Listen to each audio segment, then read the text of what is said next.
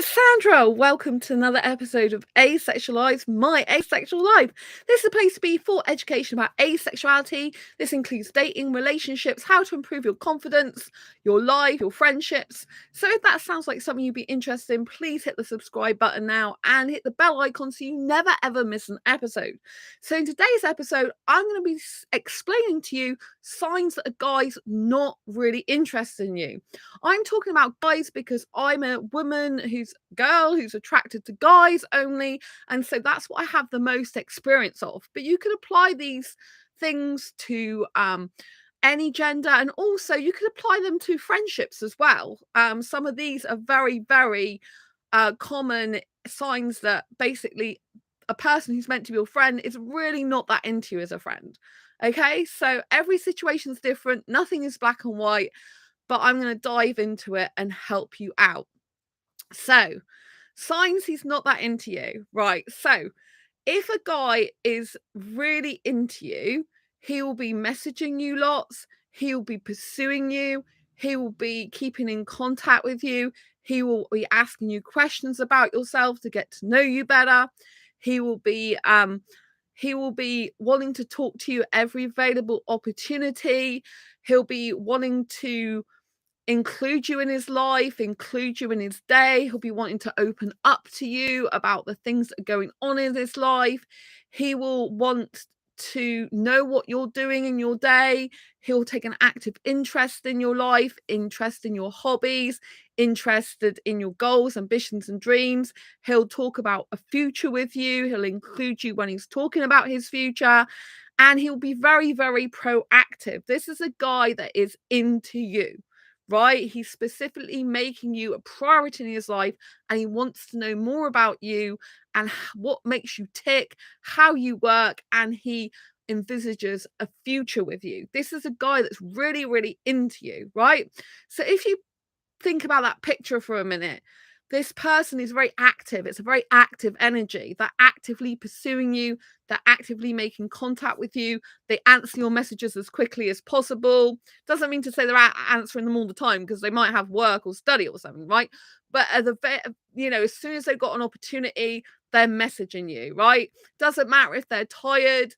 Doesn't matter if they're like busy with work. They will find a way to talk to you if they really like you. If they're really into you, you get like a message when the person wakes up, because they'd be thinking about you.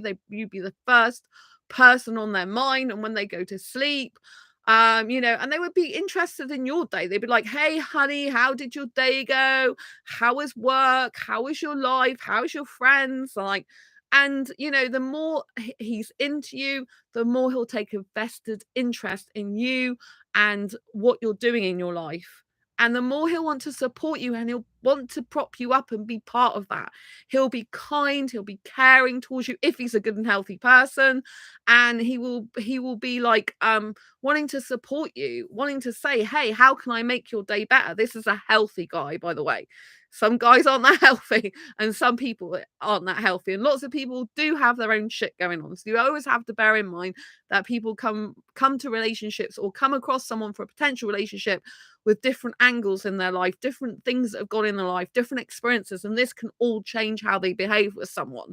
But if we're talking about an ideal scenario about some guy that's really into you, he'll be displaying these habits, these characteristics, these things he will be saying and doing. This is someone who really is invested in you, right? It's like if you like a favorite TV program, for example, you get into the habit of watching that TV program, of learning about the characters, of wanting to know more about the characters, of wanting to know what's going to happen to the characters, because you take an interest in them. These are people who are friggin' fictional, for God's sake, right? But when you get invested in something, invested in a TV program, you automatically feel for the characters. You want them to win. Same like in sport, even. Say you've got a favorite sport team, right? And you're glued to the TV screen, you take an vested interest in, like, how are they hitting the goal? If say it's football, like how are they putting the ball in the goal? Like, what's the players up to? You might get, like, even as a kid, you might have got sticker books, like for different football players, learning about the history, learning about the team when they were born, what their favorite foods are, and this type of thing. You might have magazines, Or, you might follow your favorite characters online, your favorite actors and actresses, and you want to know about their lives. You want to know what they're doing on a daily basis. This is why we have a lot of reality TV shows, because we're interested in other people's lives. If you find that person interesting, if you're intrigued by them, if you're curious about them, if you want to learn more about them, if they're your favorites, is there someone you really like, right? So all these behaviors are pointing to someone who's into you, to someone who's really wanting to get to know you better and really takes a damn interest in you, right? Which obviously can feel really, really good. But what's the other side of that? What's the side where people or a guy is not that into you, right?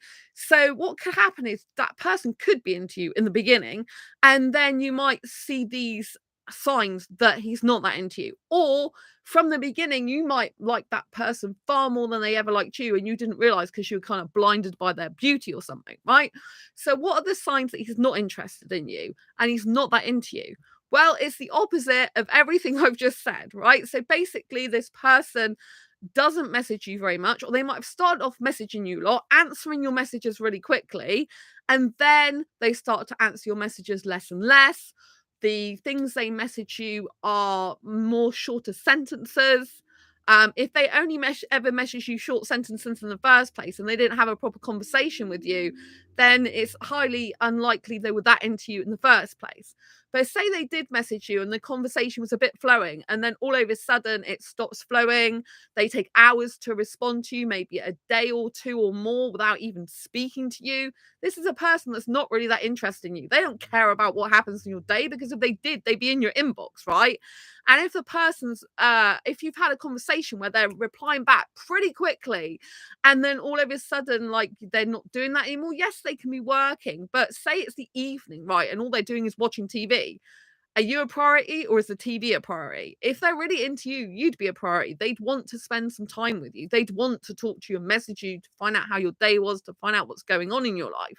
If they're not doing this, they're not that into you. They're not making you a priority. If they don't make you a priority in their life, you're not that important to them, right? This is just the truth. It may hurt, but it's the truth, right? And it's important that you know this. And so they won't message as much. They'll make excuses for not messaging you if you even get to that the excuse stage. They'll be like, "Oh, I'm too tired. Oh, like, I spent X amount of hours doing so and so and all this lot," right?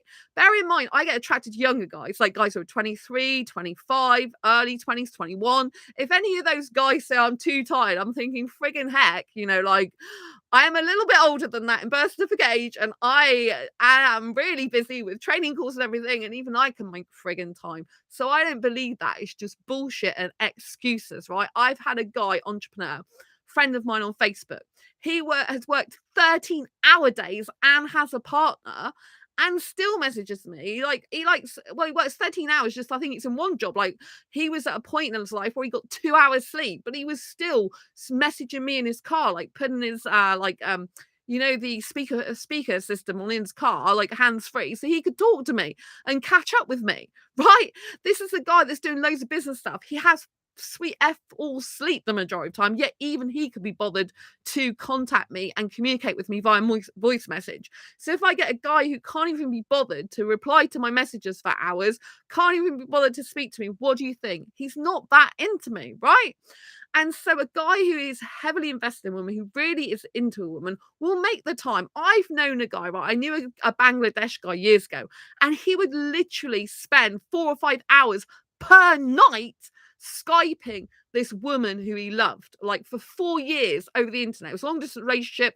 Unfortunately, it didn't last, because in the end, he went and did a stupid thing, in my opinion. He went and married a woman, which was an arranged marriage by his family.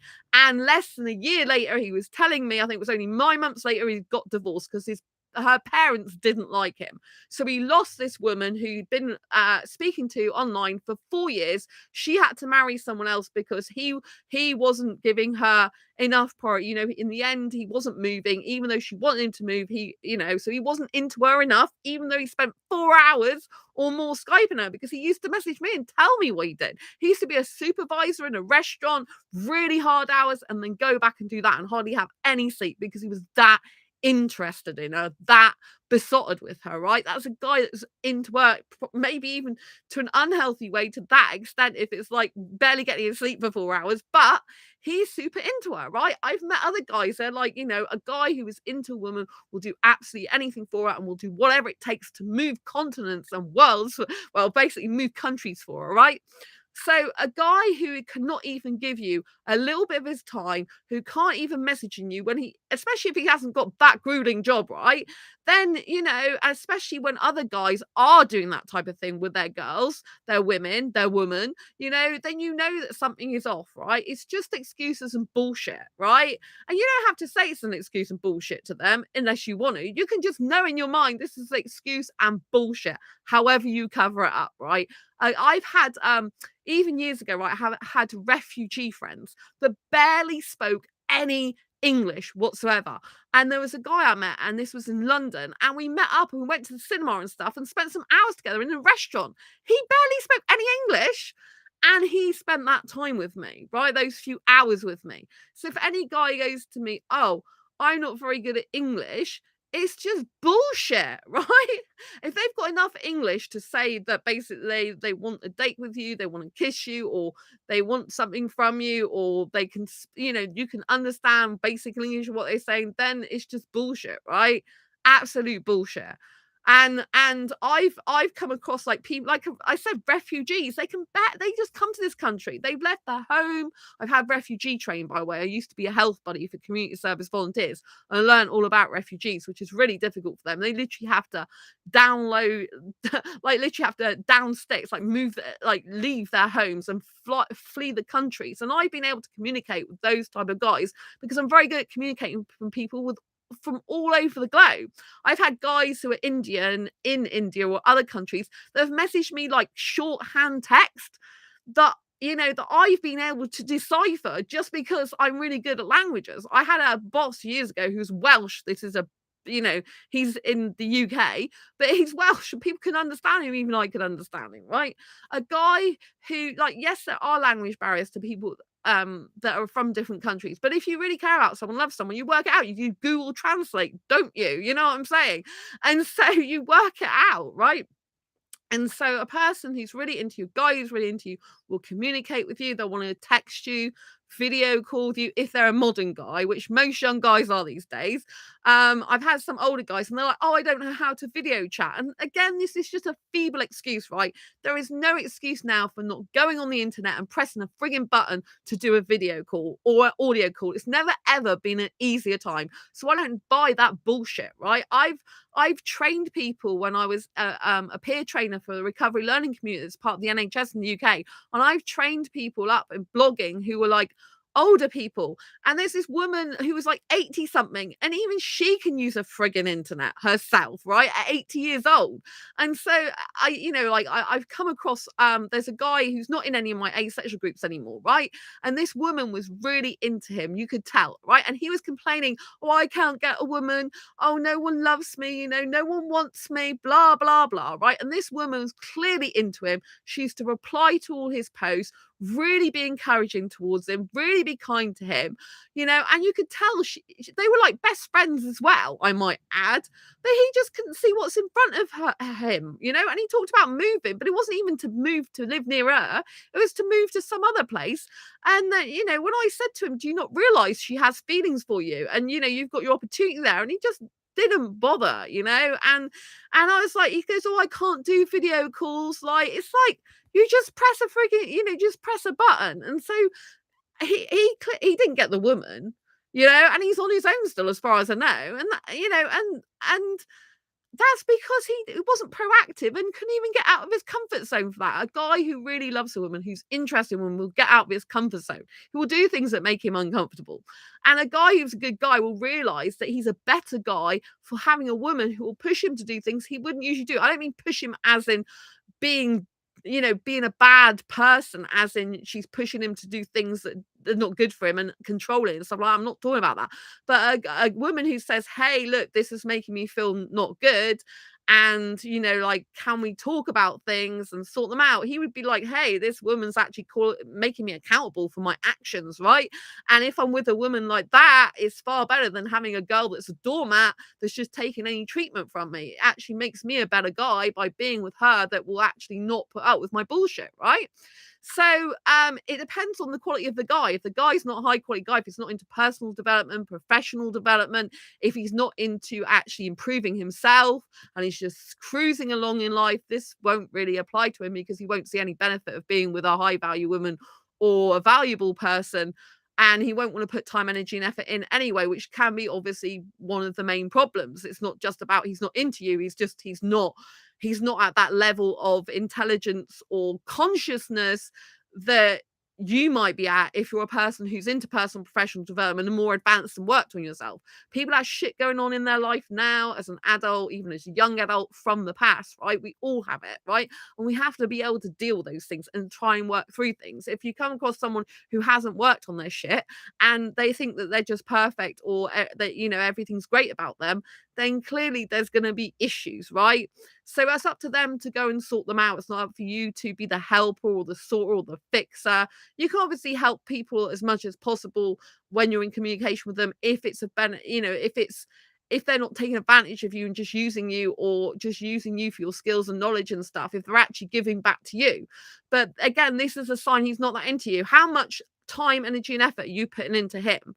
Right? How much instigating of messages are you doing compared to him? Right? In a relationship, even in a friendship, things should be equal, right? Someone should be messaging someone pretty much as the other person's messaging them.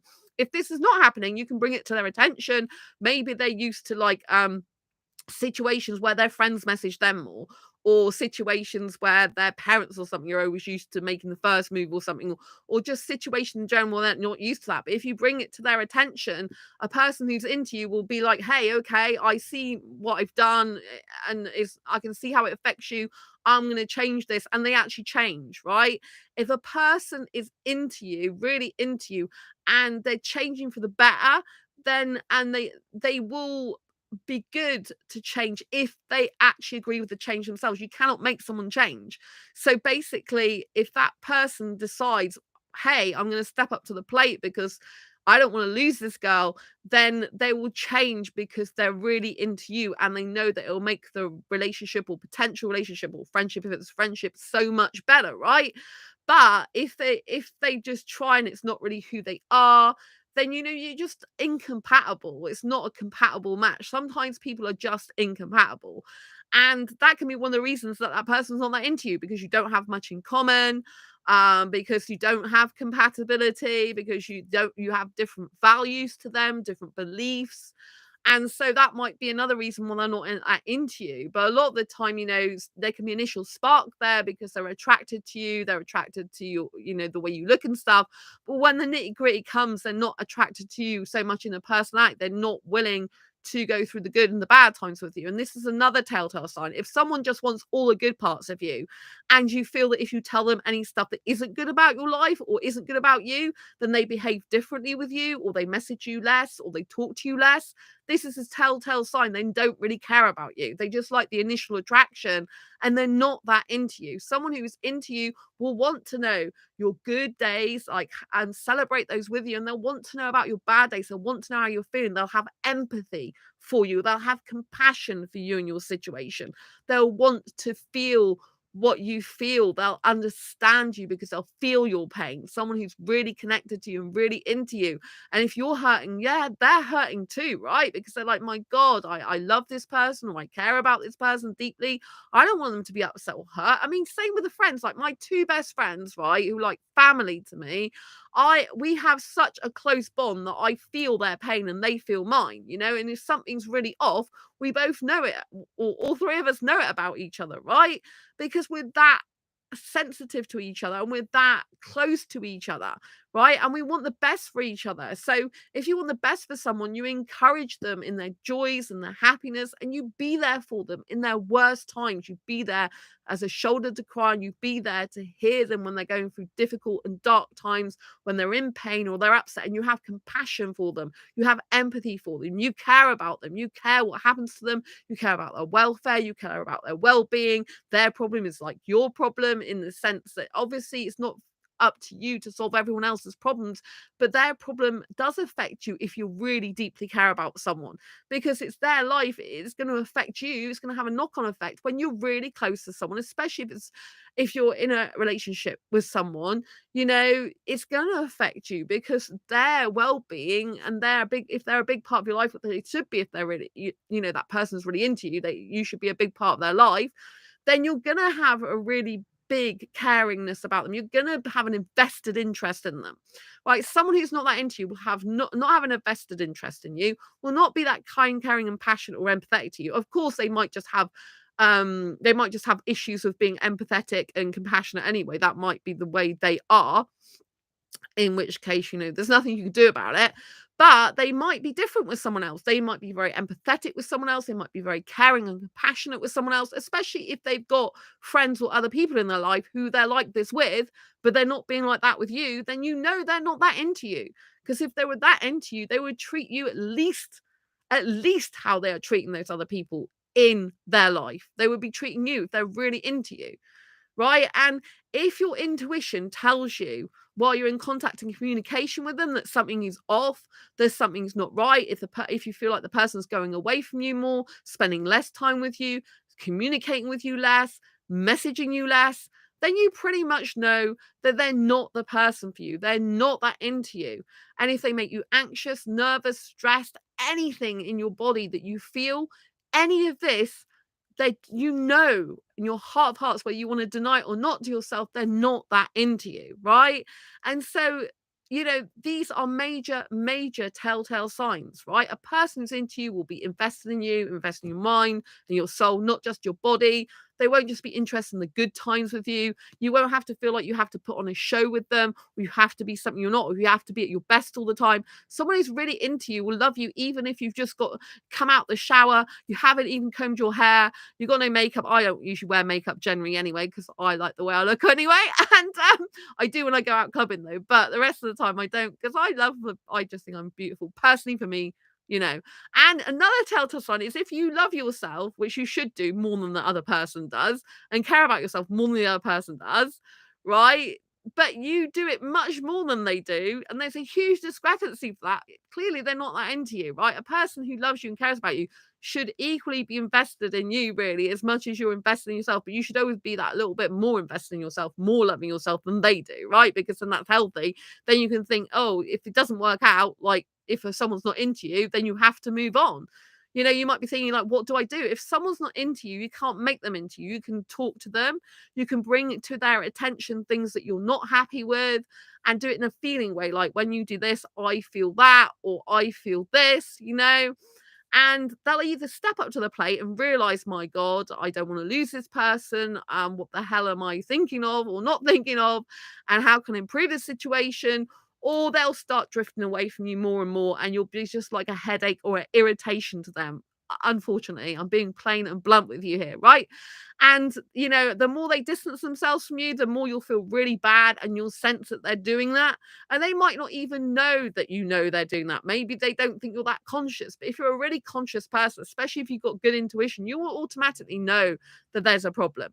Another sign the person's not that into you is if they make plans, or they say they're going to make plans with you, and they don't actually follow through. So if they say, I'd like to spend more time with you, but they never actually say, okay, like, can you tell me when you're free next? They don't do that. Then, they're not following up. That's not good, right? If they can't see you for a while, say you're busy at work or you're in different countries and stuff, but they can't offer to Skype you or video call by Instagram or Facebook or something, or they can't even message you, like phone you up or anything, they can't, they really want to have a lack of communication with you rather than more communication with you. And as you know, any relationship without communication, even friendship, just dies, right? It dies, right? Someone might be your best friend, and the less and less they talk to you, the less and less you'll feel close to them, and the less and less they'll be like your best friend, the less and less close you'll be to them. You might find someone is more like a stranger to you years later that you were really close to because they didn't keep in contact or communication with you, and you just drifted apart and had your own lives, and you don't maybe even have the same bond anymore. Maybe you do have a bond, but it's not a really healthy bond, or it's a bond that's more like a sister type brother bond. It's not that might stand the test of time, but it's not the same as having someone who's there for you through thick and thin.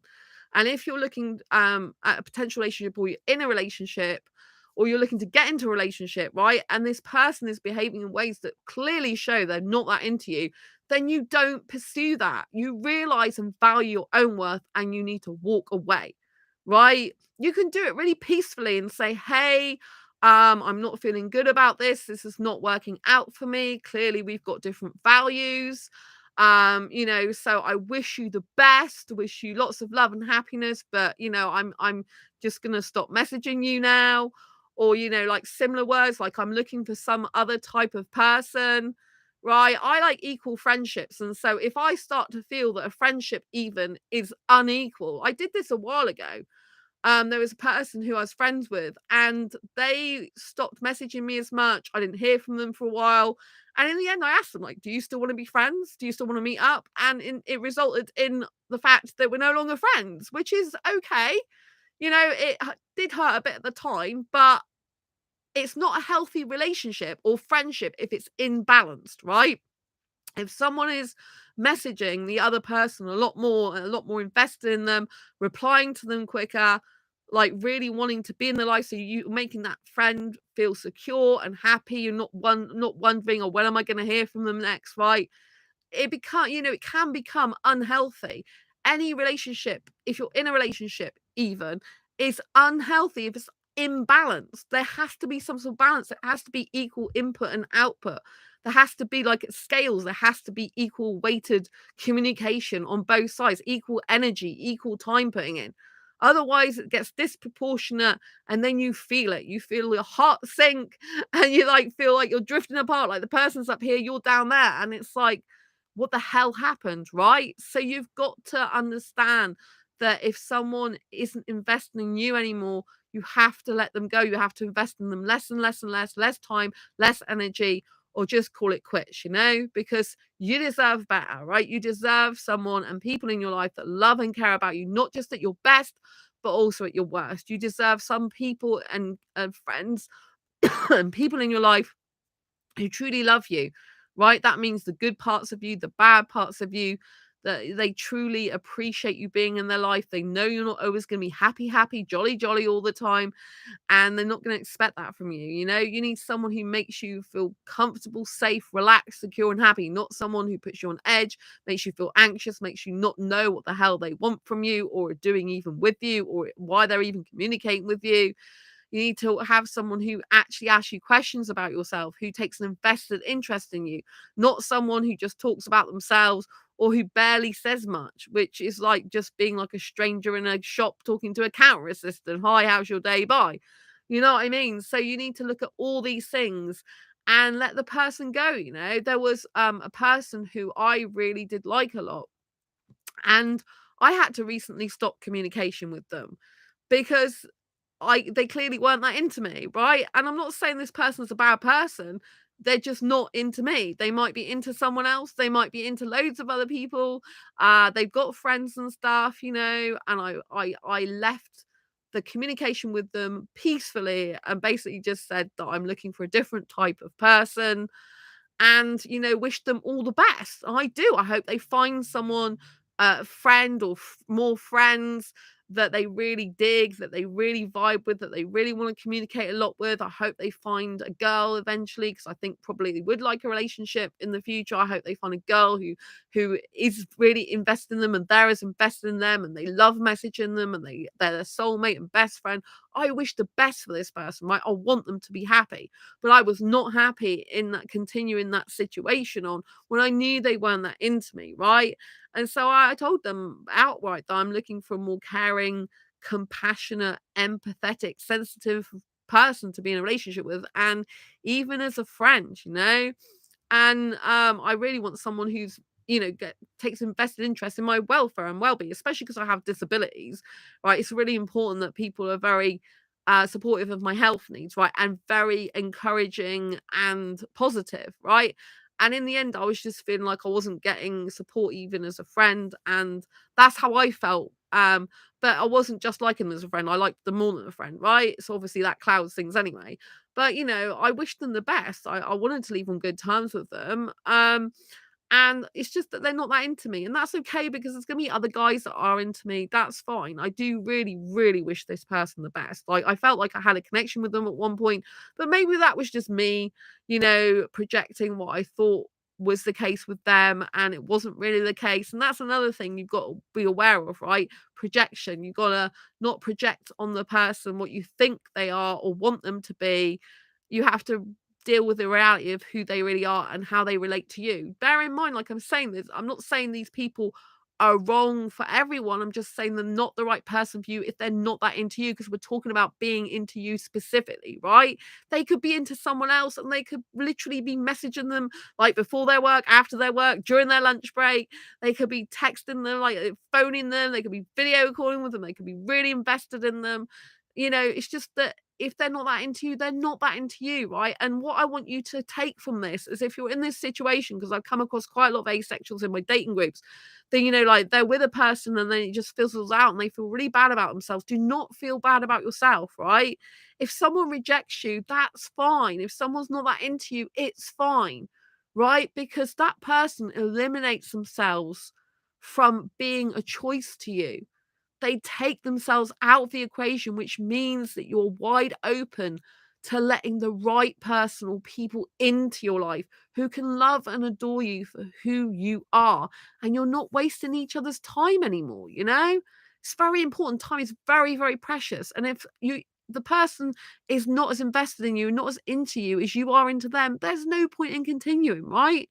And what one person doesn't appreciate or doesn't value that much and is not that bothered about, another person will be like, hey, this is a freaking hidden gem I've been waiting for all my life, right? This person is amazing. She's exactly what I'm looking for, whatever gender, swap it out, because we all look for different things in life. We all resonate with different things. We all have different types of personality, different types of past experiences, different types of childhood.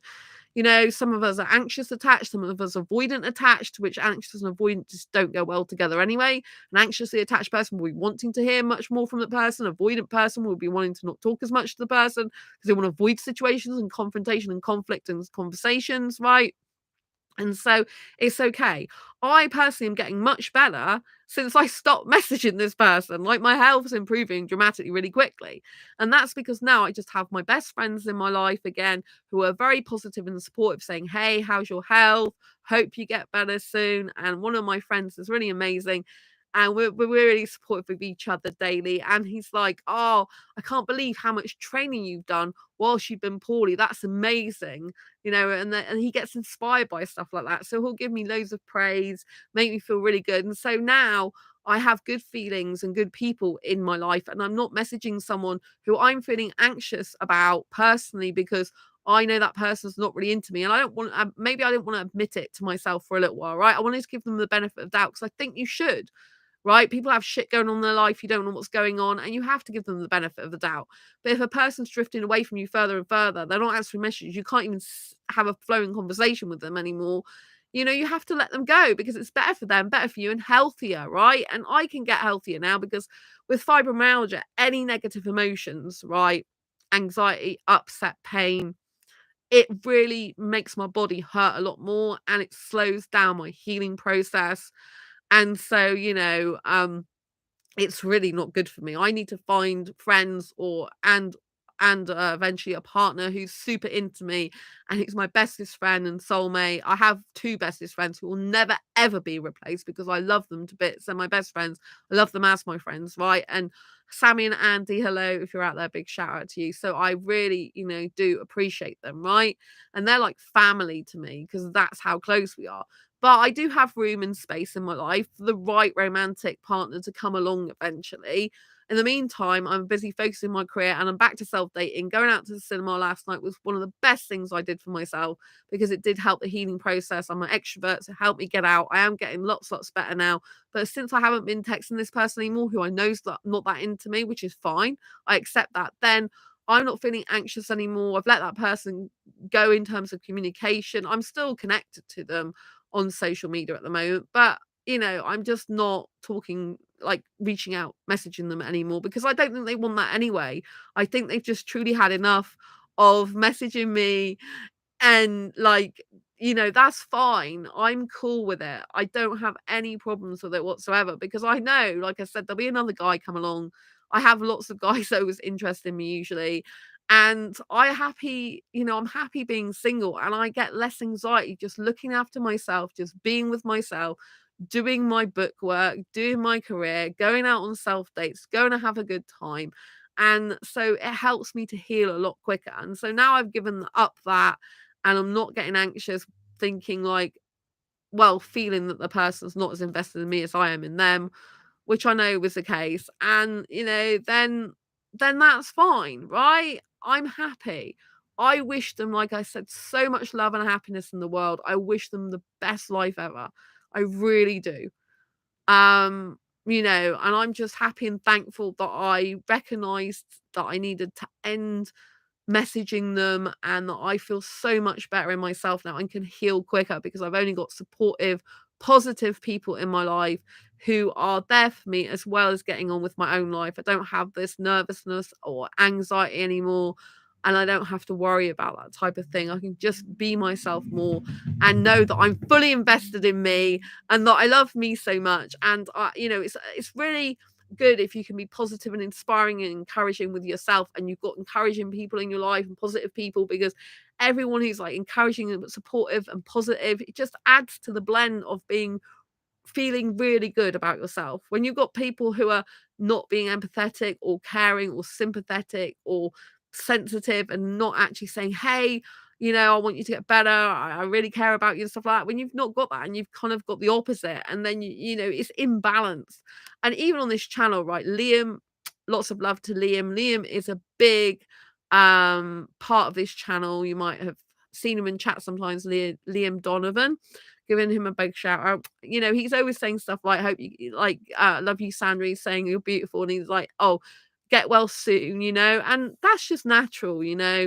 And so I want to thank everyone who's been on this channel and wishes, give me get well wishes. I really appreciate you. And like I said, people are coming from different angles in life. We've all got different experiences and it's okay to just be you.